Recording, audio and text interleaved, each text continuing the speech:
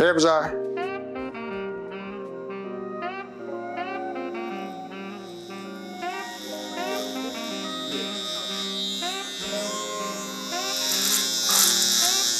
What is it that inspired you to become a barber? That's a funny story because I never was going to be a barber at all. It was funny, my mom used to cut our hair when we was younger. So I was going to the barber shop. Omar was, just regularly working. So I went to the barber shop to get a haircut one time. And the barber we get into an argument because I made an appointment. And he said I did make an appointment. So we're going back and forth, back and forth. And then the other barbers in the shop, we got into, a little back and forth. I'm a young guy, little kid. We're going back and forth with the kids. So I just left the barber shop and I went home. Omar saw I was mad. I was like, yo, man, I'm just trying to get a haircut. That's all I was trying to do. So Omar, unbeknownst to me, was trying to become a hairdresser. So I said, all right, well, just cut my hair. So that's how I actually started with him. And then once he got started, I was actually working in the casino as a assistant manager of room service. Where I started as a bus person, worked my way up, became assistant manager, and was doing good. And then he said, we need to go on business together. We need to back his business. But knowing my brother, I know he's not really doing money. So I said, all right, you know what? I'll learn how to cut hair along with you, and then we'll go on business together. So I kind of sacrificed my goals in life because I figured it would help him out, you know what I'm saying? And I could go back to what I was doing, in the casino business.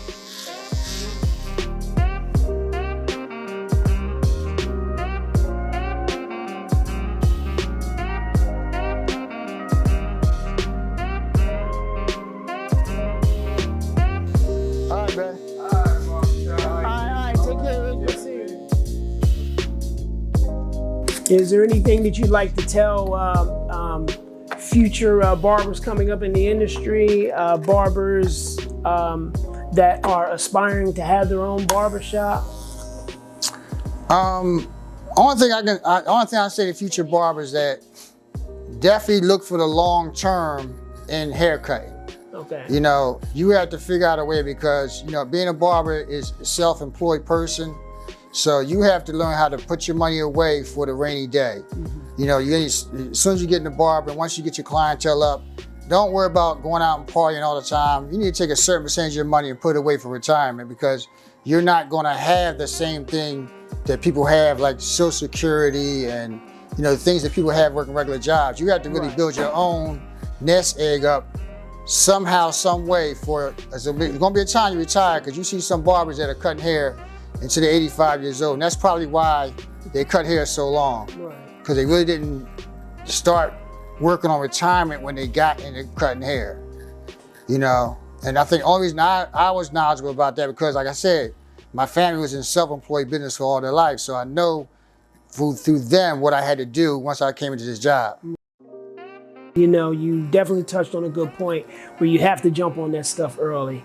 Because if you don't, you can really put yourself in a bind. And what I noticed, Ab, is sometimes when new barbers are coming into this industry, they realize that they have to do all their financial savings themselves. What it does is it becomes a turnoff. But it's like anything else. If you focus and you put your mind to it, anything is possible. Yeah, we lose a lot of good barbers because of that too, because they realize later on cutting hair, they're not gonna have a pension. And they go seeking other jobs to get that pension or get this or that. But being a barber, even the prices we charge now, we're not outrageous prices like some barbershops are. We make enough money, good living, you know what I'm saying? So if you just took $5 off each haircut a day and just put it away for retirement, you're gonna have a nest egg to retire off of. That's right, yeah, it definitely builds. Yeah.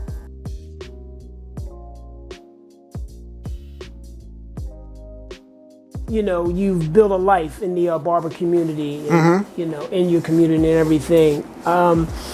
If you weren't a barber, what other profession do you think you might have gone into? Like something of another interest you may have had, or along those lines?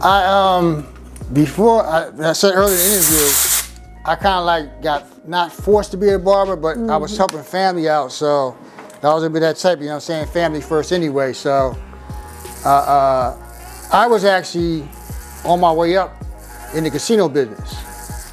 So I was shadowing a guy in food and beverage, which he was a food and beverage director.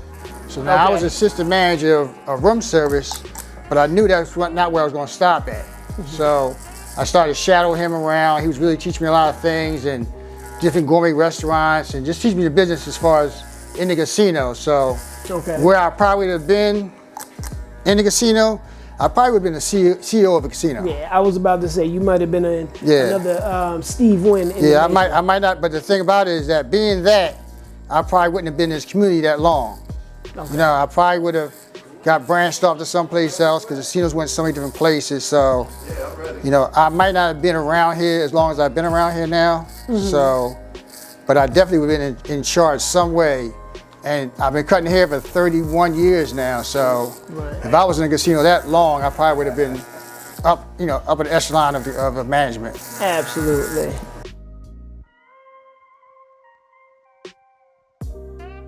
Thing I want to touch on though, you know what I'm saying? I always say that no one really puts forth, you know what I'm saying? I don't know if it's the right thing or wrong thing, but like, what's that? You know, a lot of barbers out here now don't realize that they're role models, you know what I'm saying? Exactly. So young kids coming up, you know what I'm saying? That they can be that guy that somebody can aspire to be, as well as the people from the community who work in casinos, you know what I'm saying? Because I always want to do like a history wall, like from the people who come from the community who did good here, you know, because, you know, a lot of guys, they do stuff in front of kids, you know what I'm saying, that you're really not supposed to do because you're in a barbershop. But it's, you know, I try in this shop all the time to tell my barbers all the time, look, y'all got to realize y'all role models, man. Exactly, you have to lead by example. Yeah, lead by example. Even what you do on the street, you know what I'm saying, you got to realize somebody's watching you, you know, somebody see what's going on, like I drink after work, you know what I'm saying, no problem at all. But I don't post on my social media me drinking at all. Right.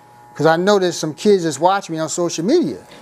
So, you know what I'm saying, I mean, the craziest thing I ever heard is that a kid says, you know, well, where you live at? Like, you live in the barbershop somewhere, you stay here? You know, they don't even know that you got a life outside the barbershop at all, you know? Right. That you're here in the barbershop, that's all you are. So it's just crazy to realize that you don't realize that you are a role model to kids in the community. Yeah, you know, and it's questions like that, you know, that the barber comes across that lets you know how effective you are and how immature that child is at that point in time. So they're absorbing everything that they see in front of them. So that was a very good point that you touched on, you know, being a role model and leading by example. You know, all of those things make a real difference.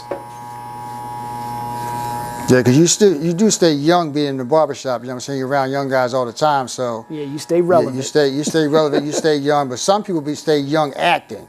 Yes. You know, once you get to a certain age, you got to realize what's right and what's wrong to do around certain people, so. And some barbers do, but some barbers don't, so. I think just to keep it instilled, you know what I'm saying, besides anything else, you are a role model in your community.